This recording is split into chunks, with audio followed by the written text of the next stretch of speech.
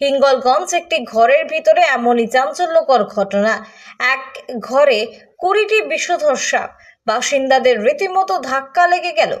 উত্তর চব্বিশ পরগনা জেলার হিঙ্গলগঞ্জের বাঁকড়া বাউলিয়া পাড়ায় ঘর থেকে বের হতে শুরু করলো সাপের স্রোত। আতঙ্কিত পরিবার। হিঙ্গলগঞ্জ ব্লকের স্যান্ডেলের গ্রাম পঞ্চায়েতের বাঁকড়া বালিয়া পাড়ায় ঘটে গেল এক চাঞ্চল্যকর ঘটনা। উজ্জ্বল বাউলিয়া কয়েক দিনের জন্য তীর্থস্থানে ঘুরতে গিয়েছিলেন। সেই সুযোগে তাদের বাড়ি ফাঁকা থাকায় হঠাৎ বাড়িতে আশ্রয় নিয়েছে বিষধর সাপের দল। পরিবার বাড়িতে ফেরার সঙ্গে সঙ্গে তারা লক্ষ্য করেন ঘরের বিভিন্ন কোণা থেকে একের পর এক সাপ বের হতে শুরু করেছে। আতঙ্কিত পরিবার সঙ্গে সঙ্গে বন দপ্তরকে খবর দেন। ঘটনাস্থলে পৌঁছানো বন দপ্তরের কর্মীরা উদ্ধার করেছেন প্রায় 20টি বিষধর সাপ।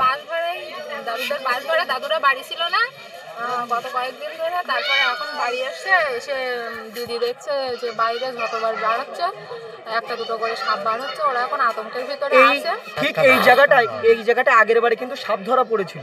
হ্যাঁ ধরা পড়ে, যার মধ্যে বাচ্চা ও বড় সাপ মিলিয়ে এত সংখ্যক সাপ একসঙ্গে দেখা অন্তত বিরল।